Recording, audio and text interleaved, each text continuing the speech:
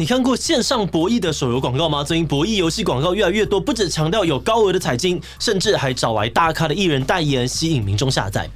台湾不是禁止赌博吗？这些博弈广告为什么可以那么的明目张胆呢？今天就让我们一起来聊聊线上博弈吧。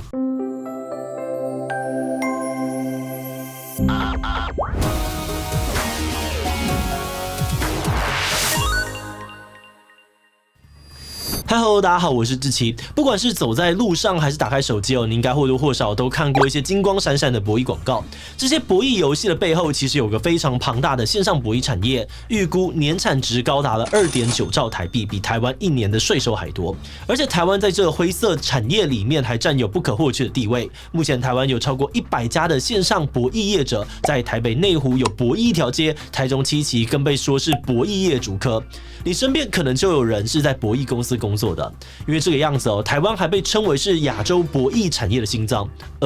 这也算是某种暗黑台湾 No.1 吗？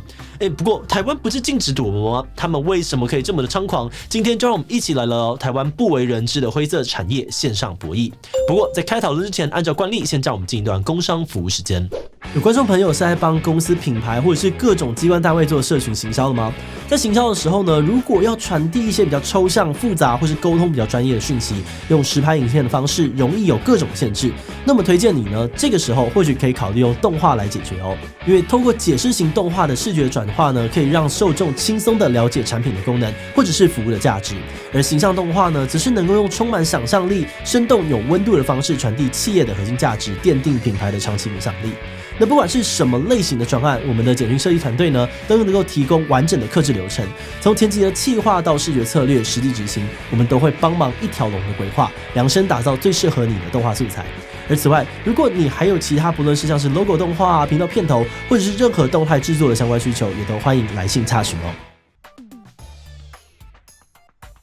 要讨论线上博弈产业，我们首先要来先定义一下什么叫做线上博弈。最简单来说，线上博弈就是把实体的赌场直接搬到网络上面，让赌客可以线上下注赌博。那可以赌的项目有很多包含了比较传统的体育项目、21点、6合彩、大乐透，还有一些介于赌博跟手游之间的麻将、吃饺子老虎、捕鱼机等等。那就法律层面来看一个手游到底算不算赌博？关键在于它能不能够让你把游戏里面赢来的钱换成现金。如果可以的话，那就会触犯赌博罪；但如果赢来的钱只能够在游戏里面用，不可以换现金，这可能就只算是娱乐性质的博弈游戏，那就算是合法的。目前我们在市面上面看到的博弈游戏广告，很多就是属于这种合法的博弈游戏不过事情当然没有那么单纯，有不少的不肖业者呢，台面下会提供一些管道，让民众把游戏里面赢来的点数用别的方式换成现金。根据天下杂志的报道，有博弈游戏业者坦白说，不能够换成现金的博弈游戏根本没有人要玩，所以大部分的业者都会默许甚至助长这样的行为。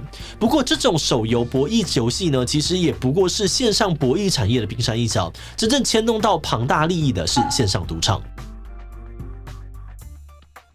没错，就是以前老司机们都听过的澳门首家线上赌场上线啦的那种线上赌场。根据媒体报道这种线上博弈网站背后的业者跟主要的赌客，其实大多都是中国人。但因为中国禁止赌博，所以很多的业者就会把阵地转移到像是东南亚、杜拜、南欧等等的国家。根据研究估算线上博弈的年产值以 12% 的速度增加当中，预估呢在2023年年产值可以达到2.9兆台币，比台湾1年的总税收2.4兆还要多。而且就像我们提到的，在这个庞大的跨国产业链之中，台湾也扮演了非常关键的角色，甚至还被称为是亚洲博弈的心脏。到底是做什么那么厉害呢？答案是博弈代工。这是什么意思呢？想象一下，如果你要开线上赌场，不是只要有钱就够了，你还需要有人架网站开发游戏找客官客服等等的工作人员当然还有像是行销拉客人等等。而台湾做的就是这个提供服务的代工生意，从游戏开发、网页设计、客服支援到行销推广、招募人才等等，几乎都是一条龙包办。那为什么偏偏是台湾呢？答案除了是因为台湾跟中国赌客语言上面比较接近之外，最重要的是台湾的高科技人才。在报道者的采访当中就有提到，从2016年开始，博弈服务公司开出高于一般行情1.3到1.5倍的待遇，让不少半导体IC 设计、游戏公司的工程师纷纷转职，甚至就连帮忙征才的104内部工程师呢也被挖角。而除了工程师，还有客服人员和直播主，也都是台湾博弈业者的目标。业者就估计，目前台湾有超过10万人在博弈相关产业，甚至还有很多人出国吃菠菜，实际参与赌场的营运。那也因为这样子的优势台湾目前的博弈服务业者超过了100家，而且产值惊人，1年就可以达到上千亿。苹果新闻网的报道就指出，博弈业者就是台中七期和周边高价房地产的主力买盘。根据报道，在七期旁边呢，有栋共70户的豪宅，里面有半数都是同一个博弈业者买下的。另外还有1户总价破亿元的豪宅，博弈业者呢也是只看个1-2次就直接用现金买，完全不需要贷款，出手阔绰的程度，连房地产业者都傻眼。不过这就要回到一开始的问题了，那么明目张胆的做赌博生意，难道都不怕被抓吗？博弈代工的业者主张说，他们只是提供服务跟技术，不能够跟赌博画上等号，所以他们在经济部规范的公司营业项目登记当中，会登记成资讯软体服务业、资料处理服务业、电子资讯供应服务业等等。像是号称国内第一家博弈挂牌公司的泰伟电子，他们董事长就强调说，自己只是提供技术给客户，客户要拿去做赌博还是做游戏，都跟他们无关。很多台湾的业者也都会对内安抚员工说，只要不涉及营运金流，也不碰台湾市场的话，做博弈代工就是完全合法的不过这个说法也并不是所有的检警都买单。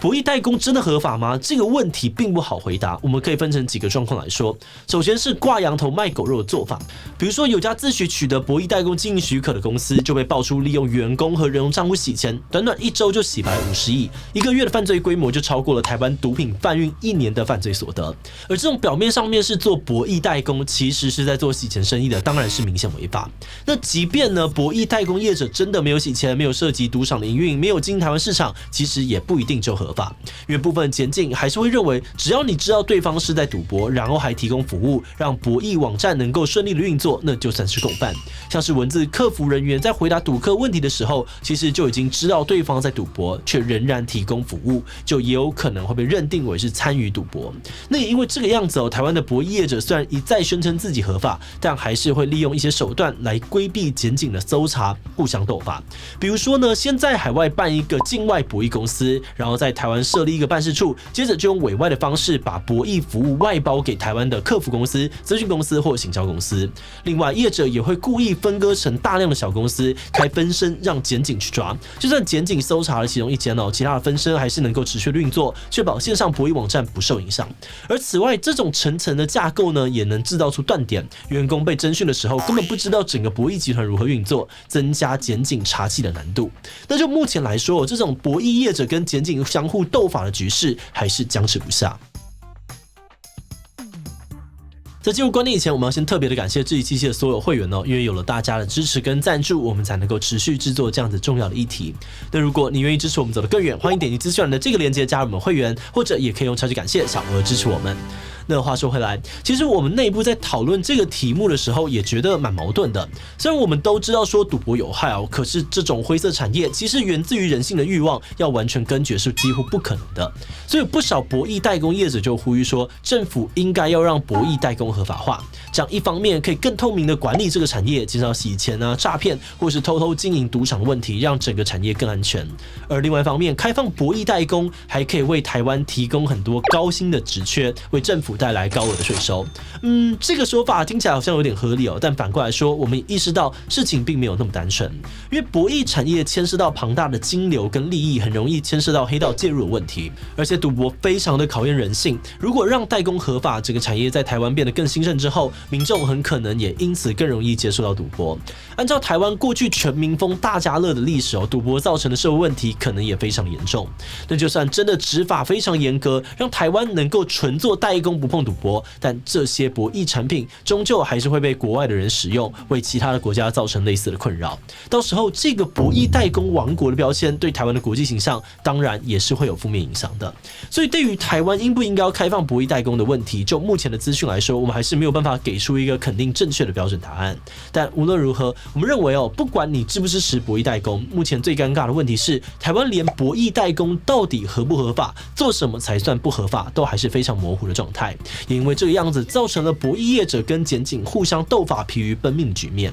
所以我们认为无论是什么立场，我们都应该要正视这个问题，要求立下更明确的规范，去确认所谓的合法跟非法标准到底是什么。台湾对于博弈的态度应该要更严格还是更宽松呢？那我们也很希望透过今天这集影片开启一个讨论的契机。所以最后想问大家，你怎么看待台湾的博弈代工产业呢？我觉得应该要开放成年人就算要赌博也是他的自由，政府不应该管太多。B， 我觉得应该要严格禁止，即使是单纯代工，也还是在帮助赌博产业发展。C， 我觉得可以开放但还是要严格的限制业者只能够提供服务技术，不能够助长台湾的赌博风气。D， 其他留言告诉我们吧。最后，如果你喜欢今天影片，欢迎分享出去，让更多人认识台湾的线上博弈产业。此外呢，也可以点击这个地方看看大家乐有多疯狂，以及台湾是诈骗王国的讨论。那么今天的这一期就到这边告一段落，我们就明晚再见喽。